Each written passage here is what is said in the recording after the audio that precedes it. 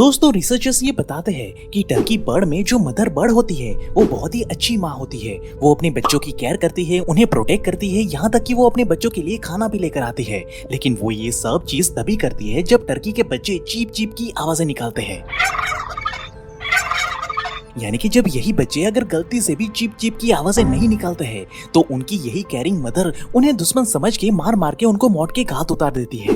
अब इसके बारे में रिसर्च किया गया तो पता चला कि एक्चुअली में चीप चीप की आवाज मदर टर्की के लिए एक ट्रिगर, एक स्विच की तरह काम करता है। यानी कि जब ये आवाज उनके कानों में पड़ती है तब वो अपने बच्चों की केयर करती है, वरना वो खुद ही अपने बच्चों को दुश्मन समझकर उसकी जान ले लेती है।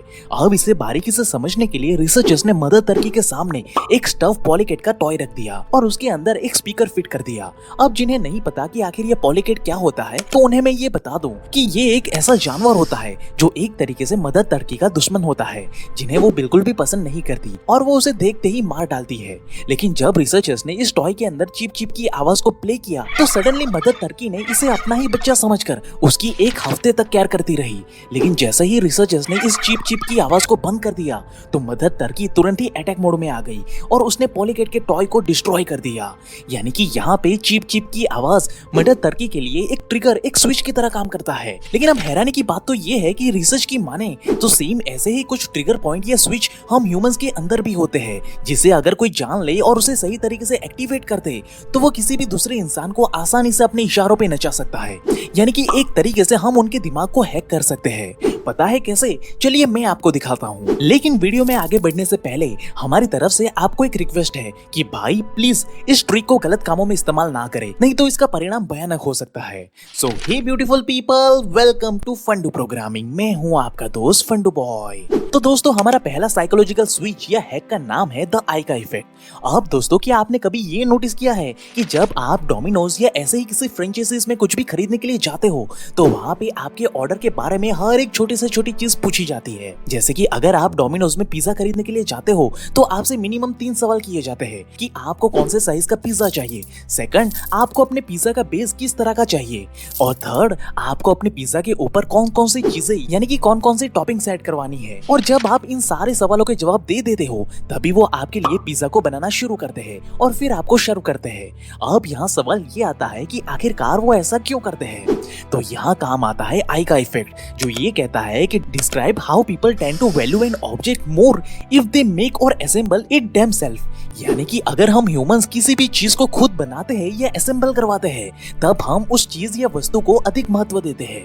इसलिए जब आप पिज्जा खाते हो तब आपको पिज्जा अगर पसंद ना भी आए फिर भी आप कंप्लेन नहीं करते हो, क्योंकि कहीं ना कहीं ये बात आपके दिमाग में बैठ जाती है कि आप जो पिज्जा खा रहे हो वो एक्चुअली में आप ही के इंस्ट्रक्शन के अकॉर्डिंग बनाया गया है और आपका दिमाग कभी अपनी बनाई हुई चीजों को खराब नहीं कहता। इसलिए भले ही आपको पिज्जा उतना पसंद ना भी आए लेकिन फिर भी आप पिज्जा की तारीफ ही करते हो, क्योंकि ऐसा करके इनडायरेक्टली आप खुद की ही तारीफ कर रहे होते हो। और आपकी इसी ट्रिगर पॉइंट का इस्तेमाल करके बड़ी बड़ी कंपनियां धड़ाके से अपना सेल्स बढ़ाते जा रहे हैं। अगर ये वाली चीज आपके साथ भी हुई है तो हमें कमेंट करके जरूर बताओ। वहीं अब हमारा दूसरा साइकोलॉजिकल स्विच है द रूल ऑफ रेसिप्रोकेशन।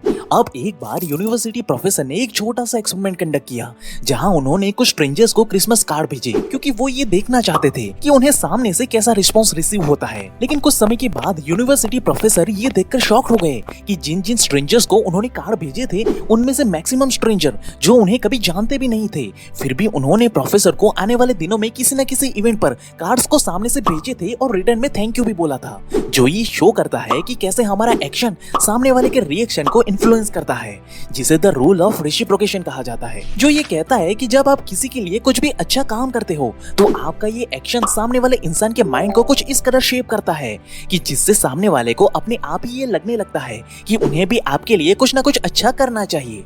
लेकिन अब सवाल ये आता है कि आखिर हम इस हैक का, इस स्विच का इस्तेमाल कैसे करें?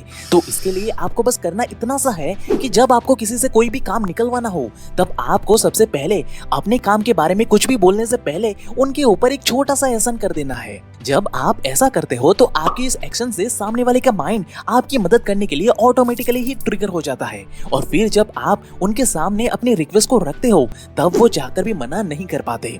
जैसे कि कुछ समय पहले दिवाली पर घर की सफाई करते हुए हमारे पास काफी ज्यादा रद्दी का कचरा जमा हो गया था, जिसे हमने अपने घर के बाहर रख दिया था ताकि जब कचरा वाली गाड़ी आए तो हम उन्हें सौंप दे। लेकिन जब वो गाड़ी वाला हमारी सोसाइटी में आया तब हमारी ही तरह बाकी लोगों ने भी अपने घर में जमा हुआ एक्स्ट्रा कचरा देने की बात कही, जिस पर उन्होंने साफ शब्दों में मना कर दिया कि उनका काम सिर्फ डेली के नॉर्मल कचरों को लेकर जाना है, ये एक्स्ट्रा घर का सफाई वाला कचरा लेकर जाने की जिम्मेदारी उनकी नहीं है। अब जब मैंने ये सब होते हुए देखा तो मैंने उनसे कुछ भी नहीं कहा, बल्कि वो जैसे ही मेरे पास आए तो मैंने बस उन्हें नॉर्मल कचरा दिया और एट द सेम टाइम मैंने उन्हें एक बिस्किट का पैकेट ऑफर किया, ये बोलते हुए कि अरे खाओ भाई, त्योहार का माहौल है, लीजिए लीजिए। अब ये सुनते ही उसने बड़ी ही खुशी से वो बिस्किट का पैकेट ले लिया। अब इसके बाद मैंने आराम से कहा कि दोस्त, वो बगल में जो कचरा पड़ा है ना, उसे भी यार लेकर जाना, क्योंकि दिवाली के समय ऐसी गंदगी अच्छी नहीं लगती सोसाइटी में, प्लीज यार। अब भाई मेरी इस रिक्वेस्ट को सुनते ही उसने बिना मुझसे कुछ बहस किए बगैर उस कचरे को उठाया और अपनी गाड़ी में लेकर चला गया। ठीक इसी तरह आप भी इस ट्रिगर के इस्तेमाल से चालाकी से अपना काम सामने वाले से निकलवा सकते हो।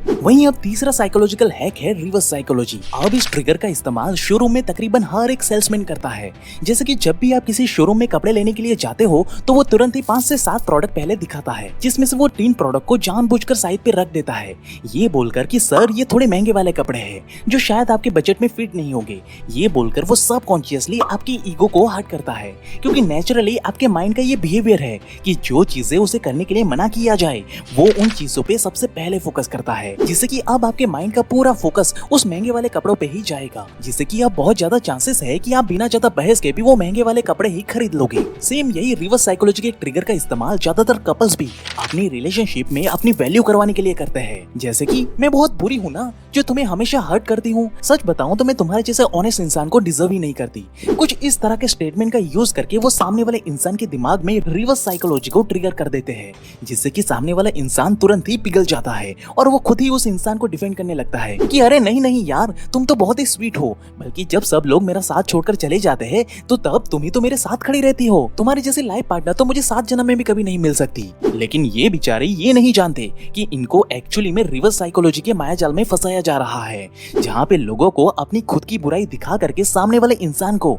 खुद की अच्छाई देखने पर मजबूर कर देते हैं लोग। अगर ये आपके साथ भी होता है तो मुझे कमेंट करके जरूर बताना, क्योंकि ये 100% रिवर्स साइकोलॉजी है। वहीं अब अगला साइकोलॉजिकल हैक है सोशल प्रूफिंग। तो दोस्तों ये एक ऐसी साइकोलॉजिकल ट्रिक है जिसका इस्तेमाल बड़ी बड़ी कंपनियां लोगों के दिमाग को हैक करने के लिए करती है। जैसे कि एक बार बीजिंग चाइना के एक रेस्टोरेंट के मैनेजर ने ये सोचा कि आखिर वो अपने प्रोडक्ट की सेल कैसे बढ़ाए। तो इस काम के लिए मैनेजर कुछ रिसर्चर्स के पास गया जिन्हें लोगों की साइकोलॉजी के बारे में अच्छे से पता था। अब यहाँ मैनेजर ने उनके साथ एक कोलैबोरेशन किया और कहा कि वो उनके प्रोडक्ट की सेल्स को बढ़वा करके दिखा दे, जिस पर रिसर्चर्स ने उनके खाने की मेन्यू को मंगवाया और पूछा कि आपको कौन सी डिश की सेल्स बढ़ानी है। और मैनेजर के कहे अनुसार रिसर्चर्स ने उस पर्टिकुलर डिश के नाम के सामने ट्रेंडिंग मोस्ट पॉपुलर लिखकर 5 स्टार रेटिंग दे दिया। और सिर्फ इतना करते ही उन्होंने ऑब्जर्व किया कि जिन डिशेस के सामने ट्रेंडिंग मोस्ट पॉपुलर लिखकर 5 स्टार रेटिंग दे दिया जाता था उन सब की सेल्स अचानक से तकरीबन 13 से 20% बढ़ जाती थी, जो कि रेस्टोरेंट के हिसाब से बहुत बड़ी ग्रोथ थी। लेकिन ये सब हुआ कैसे? तो इसके पीछे का साइकोलॉजिकल रीजन ये बताया जाता है कि हम ह्यूमंस जब कभी नई चीज खरीदने चाहते हैं या ट्राई करने की सोचते हैं तब उस समय हम उन चीजों को ही खरीदना प्रेफर करते हैं जिन्हें बाकी लोगों ने भरोसा करके खरीदा होता है, और इसे ही सोशल प्रूफिंग कहा जाता है। यही वजह है कि हम भी ज्यादातर समय वही प्रोडक्ट बाय करते हैं जिनके ऑनलाइन रिव्यूज एंड रेटिंग सबसे ज्यादा होते हैं। अब इस ट्रिगर का इस्तेमाल सिर्फ चाइना में ही नहीं बल्कि भारत में भी बहुत ज्यादा किया जाता है। जैसे कि माँ का सुझाया और डॉक्टर का भरोसा, इंडिया नंबर 1 ब्रांड। अब अगर हम इन एड्स को गौर से देखेंगे तो ये एड्स बड़ी ही होशियारी से सोशल प्रूफिंग का इस्तेमाल करते हैं, क्योंकि अब यहाँ पे किसकी माने और कौन से डॉक्टर ने ये सुझाया है इसका कोई प्रूफ नहीं होता है। और सबसे बड़ी बात तो ये कि इसको नंबर 1 होने का खिताब किसने दिया है उसका भी कोई प्रमाण नहीं होता। लेकिन ये मार्केटिंग वाले लोग माँ, डॉक्टर और नंबर 1 होने का दावा करके सबकॉन्शियसली हमारे माइंड में सोशल प्रूफ क्रिएट करते हैं, जिससे कि हम बिना सोचे समझे वो प्रोडक्ट को खरीद लेते हैं। और इस तरह से दुनिया भर की कंपनी हमारे दिमाग को बड़ी ही चालाकी से हैक करके अपनी तिजोरियां भर लेती है। वहीं अब दोस्तों अगला साइकोलॉजिकल हैक को समझने से पहले मेरे पास आप सबके लिए एक सवाल है कि कोई सी भी कंपनी, ऑर्गेनाइजेशन या एनजीओ हमें पैसे कब देता है? तो जवाब है कि जब हम उस पर्टिकुलर कंपनी के लिए काम करते हैं तब वो हमें पे करती है, राइट? और ये बिल्कुल सही जवाब है। लेकिन क्या आप ये जानते हो कि अमेज़न इसका बिल्कुल उल्टा करता है?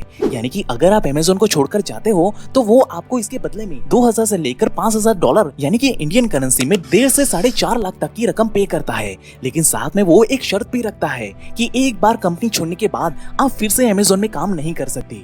लेकिन अब सवाल ये आता है कि आखिर अमेज़न ऐसा करता क्यों है?